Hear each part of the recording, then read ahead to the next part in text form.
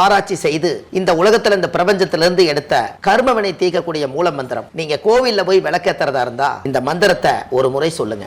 முற்பிறவியில செய்த பாவங்கள் எப்பிறவிக்கும் தொடராமல் இருக்க இப்பிறவியிலேயே என் தந்தை வழியில் வந்த கர்மாவனை, என் தாய் வழியில் வந்த கர்மாவனைகள், என் தாயுடைய கர்ப்பத்திலிருந்து நான் இந்த பூமிக்கு கொண்டு வந்த கர்மாவனைகளும் இன்றோடு நிவர்த்தியாகட்டுன்னு 5 தீபம் விளக்கேத்தி சாமிக்கு தேங்காய் வளம் பூ மாலை கல்கண்டு வாங்கி அர்ச்சனை பண்ணி உங்க ஜாதகத்தை கொண்டு போய் சாமி பாதத்துல வச்சு இன்னையோட எனக்கு எல்லாம் நல்லது நடக்கும்னு மனசார கும்பிட்டு வாங்க. வாழ்க்கையில அசுர வளர்ச்சிக்கு வந்து. அனைவருக்கும் வணக்கம். பாரம்பரிய திருவள்ளுவர் குலவம்சம் பிரசன்ன ஜோதிடர் சுபமாரிமுத்து திருப்பூர்லேருந்து இந்த பதிவு உங்களுக்காக. இப்போ சதய நட்சத்திரத்தை பற்றி நம்ம பார்க்க போகிறோம் இல்லைங்களாம்மா. 24வது நட்சத்திரங்க. அதாவது சதயம் ஒரு நாள் உதயமாகுமா? சூப்பர். ஆமாம், சதயம் ஒரு நாள் உதயமாகுமா. அதனால தான் இந்த சதய நட்சத்திரத்தில் யாராவது ஒருத்தர் பிறந்தாங்கன்னா பாருங்கள், கும்பராசியில் தான் அவங்க பிறப்பாங்க. மதிக்கத்தக்க நிலைனா சதய நட்சத்திரக்கார் வந்து ஒரு நட்சத்திரம் 100 நட்சத்திரத்துக்கு சமம். சதயத்துக்கு மட்டும்தான் அந்த பவருங்க. அவங்க பார்த்து நினச்சாங்கன்னா ஒரு மிகப்பெரிய கூட்டத்தை கூட்டிட முடியும். அவங்க பார்த்து கலைச்சாங்கன்னா ஒருத்தரெல்லாம் பண்ணிட முடியும். இந்த சதய நட்சத்திரம் கும்பராசி அவங்களோட வாழ்க்கையில் ரொம்ப அற்புதமான நட்சத்திரங்க. ராகு திசையில் தான் அவங்க பிறப்பாங்க. யார் பிறந்தாலும் சதய நட்சத்திரத்தில் பிறந்தாங்கன்னா ராகு திசையில் பிறப்பாங்க. இந்த சதயம் ஒரு நாள் உதயமாகன்னு எதுக்காக சொன்னேன்னு கேட்டிங்கன்னா, மதிக்கத்தக்க நிலை அப்படிங்கிறது என்னென்னா கும்பராசி. இந்த கும்பராசிக்காரருடைய ரகசியம் என்னென்னு கேட்டிங்கன்னா, இந்த கும்பத்துக்குள்ளே வந்து பூஜை பண்ணுறாங்க இல்லைங்களா, அந்த கும்பத்துக்குள்ளே என்ன இருக்குதுன்னு யாராவது தெரியுமா? தெரியாது. அதே போல் அந்த சதய நட்சத்திர கும்பராசிக்காருடைய மனசுக்குள்ளே என்ன இருக்குதுன்னு யாருக்கு தெரியாது. அந்த கும்பத்துக்குள்ளே என்ன இருக்குதோ அது தெரியாதுன்ட்டோம். அதே மாதிரி அவங்களுக்கு என்ன இருக்குதுன்னு தெரியாது. அப்போ என்னென்னா ரகசியத்தை காப்பாற்றக்கூடியது சதயம். நீங்கள் காசு பணம் எல்லாத்தையும் எடுத்து மேலே ஏமாந்து வானத்துக்கு காமிச்சிங்கன்னா இந்த காசெல்லாம் செலவாக போயிடும். அதனால தான் சதயம் கும்பராசின்னு சொல்லி காசை கும்பத்தில் சேர்த்து வச்சாங்க. அந்த காலத்தில் பேங்க்கு கிடையாது, கூட்டுறவு வங்கி கிடையாது, ஒரு சீட் நாட் போடுறது எதுவுமே இருக்காது. எல்லாமே கும்பத்துக்குள்ளே தானே வாழ்ந்தாங்க. அவங்களுக்கு முக்கியமாக பெரிய பெரிய முடா இருக்கும். அதுக்குள்ளே முக்கியமான சாதனங்களை எல்லாம் அதுக்குள்ளே தான் வைப்பாங்க. அப்போது அவங்களுக்கு பாதுகாப்பே அந்த கும்பம் தான். அப்போ இந்த கும்பத்தை பாதுகாப்பு பண்ண வேண்டிய யோகம் சதய நட்சத்திரக்காருக்கு உண்டு. அப்போ சதயம் ஒரு நாள் உதயமாகுங்கிறது என்னென்னு கேட்டிங்கன்னா, சிறு வயசில் ரொம்ப கஷ்டப்பட்டிருப்பாங்க. அவங்களுக்கு கும்பராசிக்காரர்களுக்கு எல்லாமே பாருங்கள், பள்ளிக்கூடம் போகிற வயசுலேயும் கூட வறுமை இருக்கும். எத்தனையோ படிப்பு முன் படிக்க பின் மறக்க, படித்ததை மறந்துடுவாங்க. அவங்க வாழ்க்கையில் எதை சொல்லி சாதிக்கிறதுன்னு அவங்களுக்கு தெரியாது. ஆனால் குறிப்பிட்ட ஸ்டேஜுக்கு மேலே பார்த்தீங்கன்னா அவங்களுக்கு மதிப்பை தேடி அவங்களோட ரூட்டு கரெக்டாக படிப்பு காலம் முடிஞ்ச உடனே மதிக்கத்தக்க நிலையாக இவங்க நடந்துக்குவாங்க. எங்கேயும் போய் ஒரு தப்பு செஞ்சு மாட்டிக்கூடாது, எங்கேயும் போய் யாருக்கிட்டையும் வாயை கொடுத்து மாட்டிக்கூடாது, எங்கேயும் போய் தகாத வேலைகள் செய்யக்கூடாது அப்படிங்கிற மெச்சூரிட்டி இந்த சதய நட்சத்திரக்காரர்களுக்கு படிப்பு காலம் முடிஞ்சு ராகு திசை முடிஞ்சு குரு திசையில் அது வந்துடுங்க. ராகு திசை முடிஞ்சால் குரு திசை. இந்த ஜாதகத்தில் பாருங்கள், பிறக்கும்போது அவர் ராகு திசை, அது 18 வருஷம். இந்த 18 வருஷத்தில் 9 வருஷத்தை முற்பகுதியை பிரிச்சுட்டு தாயோட கர்ப்பத்தில் 9 வருஷம் இருப்புன்னா, இந்த ராகு திசை 9 வயசு முடியும் போது ராகு திசை அவருக்கு முடியும். அடுத்த குரு திசை 16. இந்த 16, 9, 25 வயசுங்கும் போது குரு திசை அவருக்கு கரெக்டான கல்யாண காலம் வந்துடும். சனி திசையில் அவர் கல்யாணங்க. குரு திசை ஓரத்தில் கல்யாணம் ப்ளஸ் சனி திசையில் முழுசாக அவர் கல்யாணம். 19 வருஷங்க அவருக்கு. அப்போ 25 ஒரு 19 44. அப்படின்னா 25 ஒரு 19 44ன்னா அப்போ இதில் ஒரு 25 அதில் ஒரு 20 45 வருது. 1 கழிச்ச 44 வயசுங்கும் போது அவருக்கு சனி திசை வந்துடுங்க. அப்போ இவருக்கு கல்யாணமாகி குழந்தைகள் எல்லாம் பிறந்து அதுகளை படிக்க வச்சு ஆளாக்கி மனுஷனாக்கி பிள்ளையாக பிறந்தாலும் அவங்களுக்கு சீர் சீமந்தம் பண்ணி அவங்களுக்கு பெரிய மனுஷியாகி ஊருக்குள்ளே ஒரு நல்ல மனிதர் எடுக்கிறதுக்கு சனி திசையில் சுப நிகழ்ச்சிகள் அந்த குடும்பத்தில் நடக்கும். பாருங்களேன், ஒரு பொண்ணாக பிறந்தா ஒரு 15 வயசுக்குள்ளே பெரிய மனுஷி ஆயிடுவாங்க. அந்த பெரிய மனுஷி ஆச்சுன்னா தாய் மாமனை கூப்பிட்டு சீர் பண்ணுவாங்க. அக்கா தங்கச்சி அண்ணன் தம்பி சொந்த வந்த தாய் விளையெல்லாம் கூப்பிட்டு சீர் தண்ணி ஊற்றுவாங்க. அப்போ இவர் கல்யாணம் முடிச்சது வந்து குரு திசை முடிஞ்சு சனி திசை. அப்போ இவருக்கு ராகு திசை முடிஞ்சு குரு திசை முடிஞ்சு சனி திசையில் கல்யாணம் நடந்து குழந்தையும் பிறந்து இவங்க வாழ்க்கையில் ஒரு சமுதாயத்தில் நல்ல ஒரு பேரும் புகழோடு வாழ்கிறதுக்கு அவங்களுக்கு சனி திசை பெரிய யோகாதிபதிங்க. அதில் வாழ்ந்து தானே ஆகணும். இப்போ ஒரு சில பேர் சொல்லுவாங்க, சார் எனக்கு சனி திசை வந்துருச்சு, நான் வாழ்க்கையில் ரொம்ப கஷ்டப்படுறேன்னு சொல்லுவாங்க. சனி திசையில் கஷ்டப்படலைங்க, கடமையை அனுபவிக்கிறீங்கன்னு சொல்கிறேன். இப்போ சனி திசை நடக்குதுங்கிறீங்க, நீங்கள் 3 நேரம் சாப்பிடாமல் இருக்கீங்களா? கிடையாது. இந்த ட்ரெஸ் எதாவது மாற்றாமல் இருக்குமா? செருப்பு தேஞ்சு போச்சுன்னா மாற்றாமல் இருக்கிறோமா? வண்டி ஒன்று டேமேஜ் ஆயிடுச்சுன்னா புதுசாக ஆல்ட்ரு பண்ணுறோமா? வீடு ஏதாவது உடஞ்சதுன்னா நம்ம சரி பண்ணுறோம். அப்போ ஒரு பெட்டில் இருக்கக்கூடிய ஒரு கட்டில் கால் போச்சுன்னா இன்னொரு காலை வைக்கிறோம். இந்த உலகத்தில் சனி திசை கஷ்டங்கிறீங்க, ஆனால் எல்லாமே நடந்துட்டு தானே இருக்குது. ஒரு குழந்தை உங்களுக்கு பிறந்த குழந்தை அது 3 நேரம் சாப்பிடுது, பெரிய மனுஷி ஆகுது, வயசுக்கு வருது. அப்போ வீட்டில் எல்லாம் சீமந்த கஷ்டங்கிறது எங்கே உருவாக்கிட்டீங்க அப்படின்னா, நம்மளே ஒரு வீடு கட்டணும்னு சொல்லி லோனை வாங்கிக்கிறோம், சம்பாரித்து கடன் கட்ட முடியலன்னு கஷ்டப்படுறேன்னு சொல்கிறோம். அதானுங்கம்மா. அப்போ இந்த கஷ்டமும் நஷ்டமும் நாம் இதை எடுத்துக்கிட்டாங்க. சூப்பர் ஐயா. என்னங்கம்மா, கஷ்டத்தையும் நஷ்டத்தையும் நாம் தான் எடுத்துட்டோம். கண்டிப்பாக. இல்லைன்னா நீங்கள் நிம்மதியாக வாழலாம் பாருங்கள். நீங்கள் கிராமத்தில் ஆடு மேய்ச்சிட்ருப்பாங்க, அவங்களுக்கு காலையில் சூரிய உதயத்தில் ஆடை அவுத்து விட்டாங்கன்னா அஸ்தமனத்தில் கொண்டு போய் வீட்டை கட்டுவாங்க. அவங்ககிட்ட கடனை பற்றி கேட்டீங்கன்னா எனக்கு கடன் என்னென்னு தெரியாதும்பாங்க. அப்போ அவங்க காட்டுக்குள்ளே தான் இருக்காங்க, இயற்கையாக நம்ம வாழ்ந்துட்டு இருக்கிறாங்க. இவங்ககிட்ட போய் கஷ்டத்தை கேட்டிங்கன்னா அவங்களுக்கு தெரியாது. ஏன்னு கேட்டிங்கன்னா அந்த ஆடு மேய்ஞ்சு அது வயிறு நம்பிச்சுன்னா ஒரு வாரம் சந்தையில் போய் ஒரு 1000-2000 விற்று அதை வச்சு ஜீவனம் பண்ணிட்டு போவாங்க. அப்போ இவங்க பிரச்சனை எடுக்காதவங்க நிம்மதியாக இருக்காங்க, நீங்கள் பிரச்சனை எடுத்தவங்க நிம்மதி இல்லாமல் இருக்கீங்க. என்னங்கம்மா, பிரச்சனை எடுக்காதவங்க நிம்மதியாக இருக்காங்க, பிரச்சனையை நம்ம எடுத்துக்கிட்டோங்க, அதனால நம்ம இதாக இருக்கும். நீங்கள் எந்த பொருள் மேலே ஆசைப்படுறீங்களோ அந்த பொருள் மேலே முதல்ல மைனஸும் இருக்குது ப்ளஸ்ஸும் இருக்குது. இதை நீங்கள் தெரிஞ்சிட்டிங்கன்னா அதுக்கப்புறம் அதை நம்ம தொடலாமா வேண்டாமான்னு நம்ம நினச்சிக்கலாமலை. ஒவ்வொரு பொருளையும் கரண்ட்டு பாஸ் ஆகுதுங்கண்ணே. ஒரு வாகனத்தை எடுக்கிறீங்க, வாகனம் நம்மளை நல்லா தான் கூட்டிகிட்டு போகுது. ஒரு நாள் வாகனம் நம்ம நேராக போனாலும் கூட வரவங்க யாராவது ஒருத்தர் முட்டிட்டாலும் அது ஒரு விபத்து தான். ஆனால் அதையும் கூட நம்ம தெரிஞ்சு வாகனம் ஓட்டணும்னு நம்ம நினச்சி தன்னம்பிக்கையில் தானே போகிறோம். இப்போ ஒவ்வொரு விஷயத்துலையுமே ஒரு ப்ளஸ்ஸும் ஒரு மைனஸ் இருக்குதுங்க. ஆண்டவனுடைய அனுகிரகத்தில் ஒரு கரண்ட்டு கம்பி போகுதுங்க, அதில் பாருங்கள் எர்த் இருக்குது, அது நூற்று இருக்குது, இன்னொரு கம்பி ஒன்று இருக்குதுங்க, மொத்தம் 3 இருக்குது. உயிரெழுத்து 3 தானுங்க, உயிரெழுத்து 3 தானுங்கம்மா.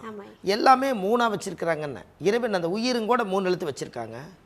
கரண்ட்டு கம்பி போகிறது 3 எழுத்தாக இருக்கும், மயில் எடுத்தால் 3 எழுத்தாக இருக்கும், தமிழ் எடுத்தால் 3 எழுத்தாக இருக்குது. எல்லாமே உயிராக எடுத்து வச்சுருக்காங்க இல்லைங்களா. இப்போ இது எல்லாமே எதற்காக வச்சுக்கிறாங்கன்னா கஷ்டத்தை நம்ம எடுத்துக்கிட்டு நாம் ஒருத்தரை பாவம்னு சொன்னால் அந்த பாவம் நமக்கு வந்துடுங்க. எப்படி பாவம்னு சொன்னால் நமக்கே வந்து ஆமாங்க, நீங்கள் அவரை பாவம்னு சொல்கிறீங்க இல்லையா, ஐயோ பாவம் இவர் இவ்வளோ கஷ்டப்படுறாரே அப்படி நீங்கள் சொல்லுவீங்க இல்லையா. பாவம்னு நீங்கள் அவரை சொன்னீங்கன்னா நீங்கள் அந்த கதையை கேட்டீங்க இல்லையா, அந்த பாவம் நம்ம கையோடு வந்துருங்கன்னு.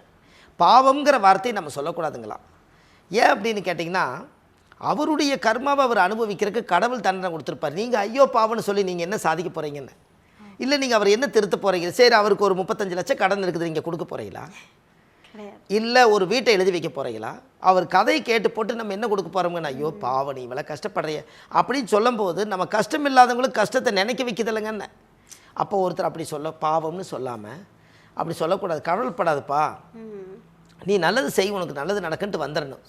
அவர் நீங்கள் கதை கேட்டிங்கன்னா என்ன ஆகுன்னா அவரோட நெகட்டிவ் எல்லாம் நம்ம உடம்புல ஏற்றி விட்டுருவார், பாசிட்டிவ் எல்லாம் அவர் வாங்கிக்குவார். நீங்கள் இதை கவலைப்பட வேண்டாம்னு தைரியம் கொடுத்துக்கிறீங்களா, அப்போ நீங்கள் இருக்கிறீங்கிற தைரியத்தில் அவர் போவார் இல்லைங்களா. இப்போ ஒரு உதாரணங்க, ஒரு 6 அடி குழியை வெட்டி அந்த குழிக்குள்ளே அவர் இறங்கிடுறாரு, சதுரமாக குழி வெட்டி குழிக்குள்ளே இறங்கிட்டார். ஐயா என்னை காப்பாற்றுங்கன்னு சொல்கிறாரு. இப்போ நீங்கள் அவரை கை கொடுத்து காப்பாற்றுறீங்க. அப்போது கை கொடுக்கும்போது யாருடைய பேலன்ஸை வச்சு அவர் மேலே ஏறுவார்? கை கொடுக்குறவங்களுடைய பேலன்ஸை வச்சு ஏறுவார். அப்போ இவரோட சக்தி எல்லாம் அவர் வாங்கி இவர் மேலே வந்துட்டார், இவர் குழிக்குள்ளே இறங்கிடுவார், அவர் மேலே வந்துடுவாருங்கன்னு. அப்போ இதுலேருந்து என்ன தெரியுதுங்க, ஒருத்தரை நான் மேலேற்றி விடுறேன்னு நம்ம நினச்சோம்னா நம்ம கீழே உட்காந்துருவாங்கன்னு. நீங்கள் கத்தியை தீட்ட என்னாங்க, கத்தி தீட்டுவாங்க இல்லைங்களா, கத்தி தீட்ட என்ன சொல்லுவாங்க, கத்தி தீட்ட இன்னொருக்க சொல்லுங்கள், ஷார்ப் ஆகிடும், கத்தி தேய்ங்க. அதானே ஷார்ப் ஆகிறதுக்கு கத்தியில் இருக்கக்கூடிய அந்த மந்தமெல்லாம் சன்னமாகறதுக்கு கத்தி தேயுமில்லங்கன்னு. அதே மாதிரி தாங்க நீங்கள் இன்னொருத்தருக்கு புத்தி சொல்ல நம்ம புத்தி தானே அவர் எடுத்து வளர்றாரு, நம்ம புத்தி தேயுமில்லன்னு.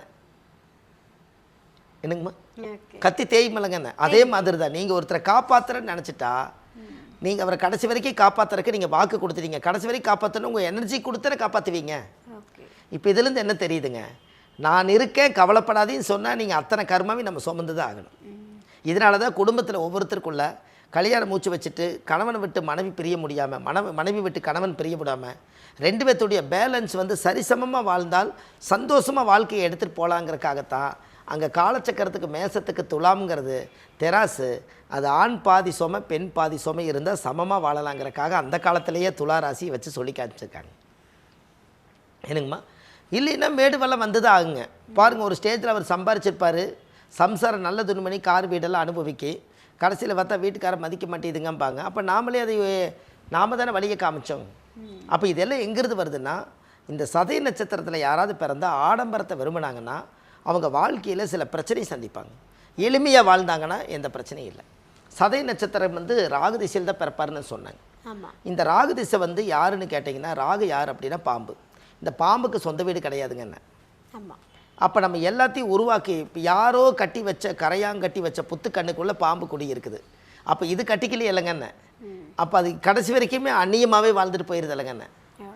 இந்த சதய நட்சத்திர கும்பராசிக்கார் யாராவது வந்தால், இந்த கும்பம்ங்கிறக்கு எதுக்கு மதிக்கத்தக்க நிலைன்னு கேட்டிங்கன்னா, ஒரு கோவில் கும்பாபிஷேகம் பண்ணும்போது அந்த கோவிலை எல்லாம் சுத்தப்படுத்தி வர்ணமெல்லாம் பூசி ஊர் மக்களெல்லாம் கூப்பிட்டு வீடு வாசலாக வலித்து சுத்தமாகி யாகசாலை அமைச்சு ஒரு கும்பாபிஷேகம் பண்ணுவாங்க.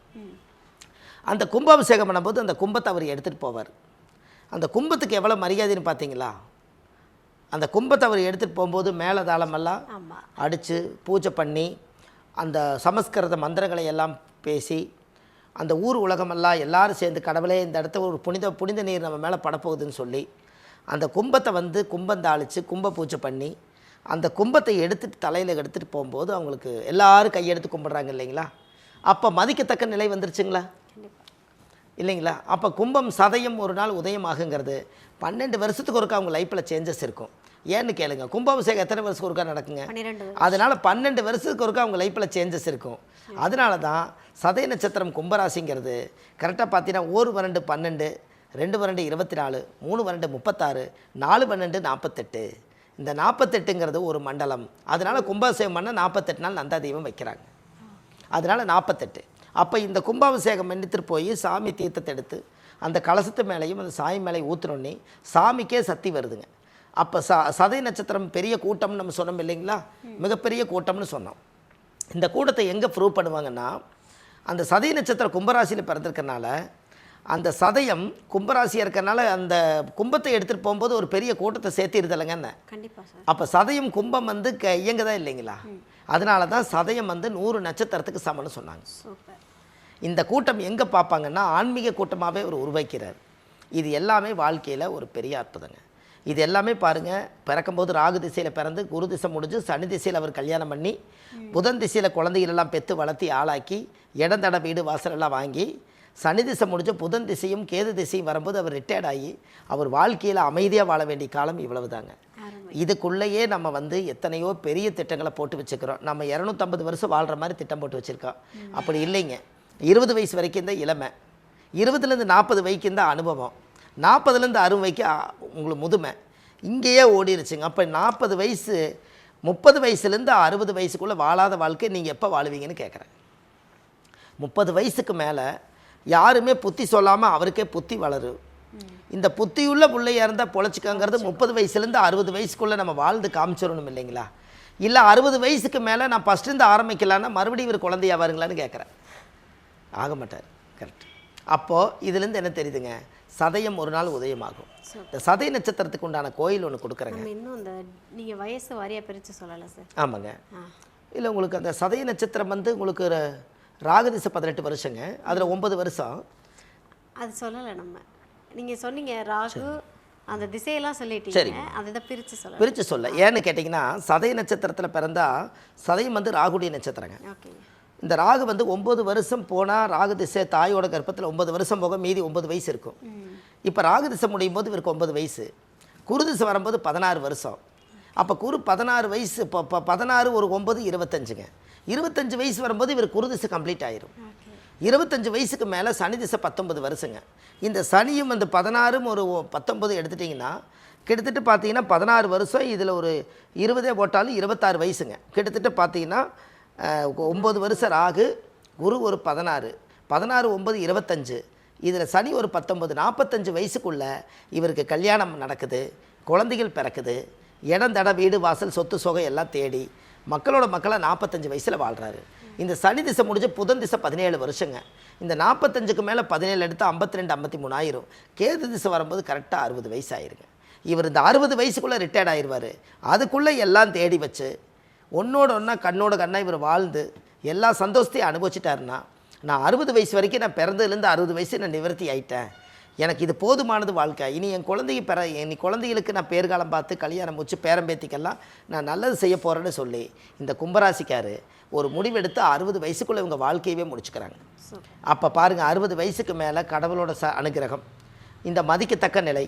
அவர் எப்போவுமே ஒரு 4 பேர்த்துக்கு முன்னாடி மதிப்பு மரியாதை, அந்த ஊரில் பேரை கேட்டால் அவர் பேர் தெரியும். ஓ, அவர் நல்ல மனிதரப்பா, அவரெல்லாம் பார்த்தாலே ரொம்ப நல்ல மனுஷன், நல்ல ஒரு தன்மையான மனுஷன், இப்படி சொல்கிற மாதிரி பேரை உருவாக்கி வச்சுக்குவார். அதனால் சதயம் ஒரு நாள் உதயமாகுங்கிறது இதுதாங்க. கண்டிப்பாக இதை நீங்கள் செஞ்சுட்டுப்பாங்க.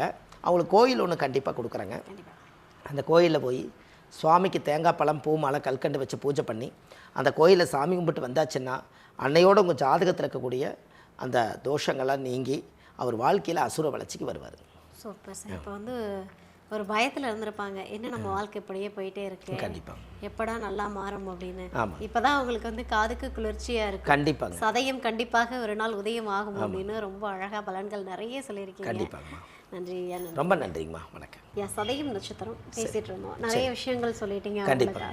அவங்களுக்காக ஒரு வழிபாட்டு தலம் சொல்கிறேன்னு சொல்லி. கண்டிப்பாங்கம்மா. அது எந்த கோவில் ஐயா? கண்டிப்பாங்கம்மா, இது ஆதிகால பரிகார கோயிலுங்க. வாழ்க்கையில் ஒரு முறை இவங்கெல்லாம் போயிட்டு வரணும்.